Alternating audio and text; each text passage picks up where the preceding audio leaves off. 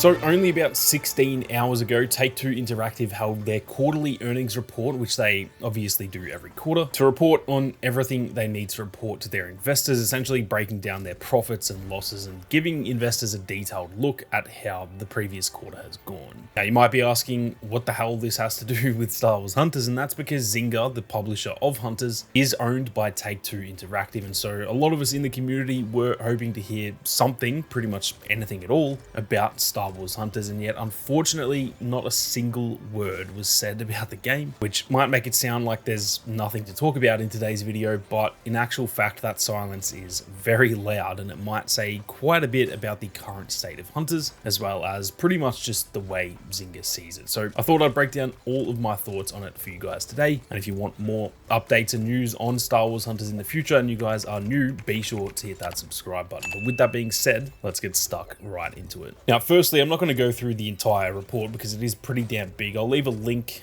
in the description for those of you who want to read the whole report. Keep in mind it is just a whole lot of like business lingo and stuff. There's not really any news in there. Most of it is just essentially talking about money. Now in the report, there were mention of plenty of games. Obviously, like I said, the majority of it is talking about money and their gains and losses and all those sorts of things, but they do mention actual games in here. Some of the games that they mentioned are NBA 2K25 as well as 2K24, GTA Online and GTA 5, Toon Blast, as well as then mentioning their hyper casual mobile portfolio, Match Factory, Empires and Puzzles, Words with Friends, Red Dead Redemption 2, and Red Dead Online, as well as Toy Blast. Now, pretty much all of those games that they've mentioned, the reason they have mentioned them is because they are no doubt doing very well for Take-Two. Some of them go without saying. Obviously, games like GTA, Red Dead Redemption, the NBA 2K games, all of those obviously do very well when it comes to talking about money and stuff like that. And obviously with a lot of the mobile games, so talking about Words with Friends, for example, that's a game that, although to be honest, I completely forgot about that. I remember back in the day that game was absolutely huge, and I have no doubt it probably still is. So all of those games that they mentioned, the reason they've mentioned them is because they are doing very well and essentially earning Take-Two a lot of money. Now, the fact that they mentioned those games, some of which are mobile games, so again, they're not all big AAA console games. Some of those games are on mobile, but they did not mention Star Wars Hunters. That is not a good sign at all. The fact that it's a Star Wars game, that's a big name to be able to, you know, say to your investors that, hey, we've got a big Star Wars game that's bringing in heaps of money. That's something that they want to show off. If it were even doing pretty decent, even if it's not like their top earner or something, even if it's doing fairly well and it's got the Star Wars name to it, well, you'd want to show that off. So the fact that they didn't mention it at all, like I said, that is definitely not a good sign. Now, on top of just the names that they dropped in terms of the actual games, they talked about some of their studios as well. So obviously Rockstar and 2K, who make like GTA, as well as obviously 2K make the NBA 2K games, as well as games like Borderlands, for example. They mentioned both of those companies, but they did also mention Zynga too. So they have mentioned them in here. However, again, they haven't mentioned them for Star Wars Hunters, which kind of just adds to that. It's not like Zynga doesn't earn them enough money. They have mentioned that company in here, but not one of the games they're making, which is obviously what we're talking about today. Now, I'm not going to lie, I am a little bit shocked that Hunters wasn't mentioned at all. I know the game obviously isn't doing like crazy well. It's not got a huge player base. The viewership, for example, on YouTube isn't crazy either. So it's not like I was expecting that to be one of their top earners. But the fact that this is actually the first quarter since the game launched, I would have thought they would just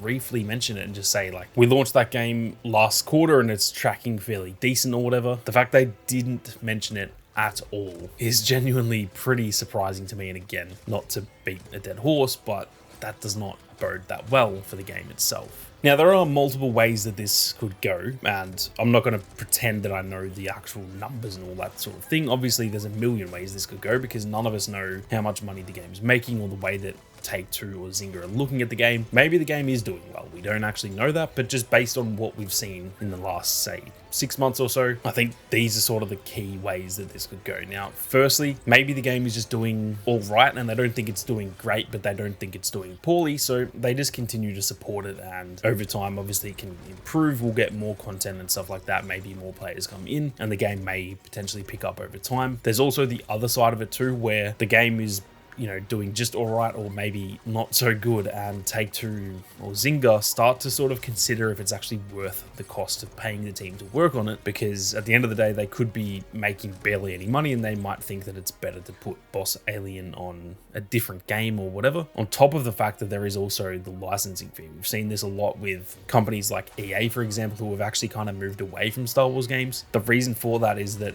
at least from reports anyway, again, this is the stuff that I don't know personally, I'm just basing this off journalists and all that sort of thing, that they mention Disney and Lucasfilm are not that great to work with, especially when it also comes to the fact that there's a licensing fee. So if you want to make a Star Wars game, or we've also seen this with, for example, Spider-Man 2, there was a lot of leaked documents that Disney actually charged quite a bit for that licensing fee, and that makes those sorts of games kind of risky to make, because obviously if the game makes billions of dollars, that's great, you've made a lot of money, but if it doesn't do that well, you've still got to pay the licensing fee because you are still using their license, and it just sort of guarantees that no matter what profit you make, Disney are going to be sort of chewing into that profit a little bit. So like I said, there is the genuine chance that Take-Two and Zynga potentially just start to look at, okay, this game isn't doing that well and it's kind of costing us a lot of money, let's potentially shut it down in the next 6 to 12 months. I do genuinely fear that if things don't pick up in the next maybe 2 to 3 seasons, then we could see the game canned in, like I said, maybe 6 to 12 months, maybe a little bit longer. I don't see it being any shorter than that personally. I think there is pretty much a guarantee that we get at least 6 to 12 months of content, just because the game is still very early on. There's still time that they need to give it to see if it does bring any success, and on top of that, there's already no doubt a lot of content that they've already made that they may as well just release. Even if they plan on canning it in 12 months, you may as well still release that content anyway. So I don't think the game's at risk of being shut down anytime soon or anything like that, but I do genuinely think that the next probably 2 to 3 seasons are very, very crucial for the game. And yeah, there is a genuine fear on my end that if things don't pick up, we could be in for a pretty bad ending for Star Wars Hunters. Now, I want to make it clear too that I'm not trying to fearmonger or be an extremist here and say, oh, it didn't get mentioned in the earnings report, so therefore it's getting shut down. That's not what I'm saying. Like I said, I don't think it's at risk of that right now. And like I said, even though it wasn't mentioned in the earnings report, we don't know what it's doing. Maybe it's actually doing decent. I have no idea. I'm only basing this on what we saw in the earnings report, as well as just basing it on previous earning reports, not only for Take-Two, but other companies. And so, yeah, I hope this doesn't come across as, oh my God, they didn't mention it, so it's getting shut down. That is not at all what I'm saying. I guess I'm just kind of expressing some concern that if it doesn't change in the next 2 to 3 seasons, maybe even a few more than that, maybe 4 or 5 seasons, we don't really know, but it could start to get a little bit sort of questionable in that sort of time frame. Now, I think Boss Alien themselves are actually doing a great job with the game. For those who don't know how it works, Boss Alien are essentially the team developing the game, as well as I believe Natural Motion are involved in some capacity too. And then as far as I know, Zynga are essentially the publisher of the game. And so Zynga aren't really involved that much with creating the game itself. That is mostly Boss Alien. And like I said, I think they're doing a really good job with the game. I think the game itself is really solid. There are obviously some tweaks that I think they could do. I think in terms of maybe a little bit more content per season, a little bit of extra balancing, all those sorts of things. Of course, they're not doing a perfect job, but I think they're doing a pretty decent job. For me, I think the issues with the game actually come more from Zynga and kind of a lack of investment into the game. At least that's how it seems to me anyway. The game needs to be promoted way more. They need to invest a lot more time and money into the marketing of the game, trying to get it out there, trying to show people how good this game is, as well as getting some proper communication. So if that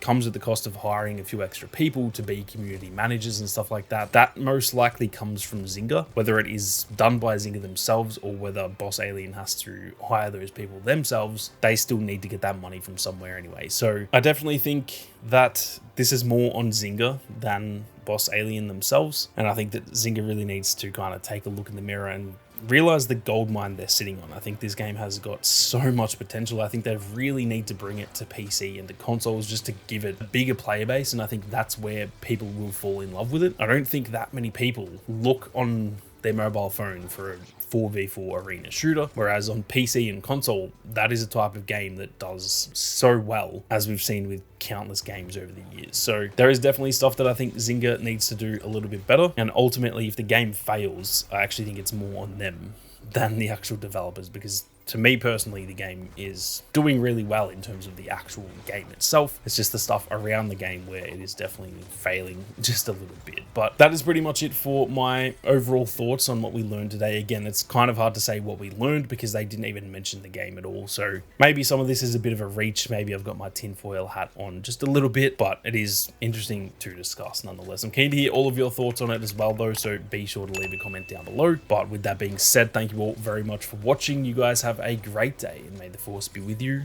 always.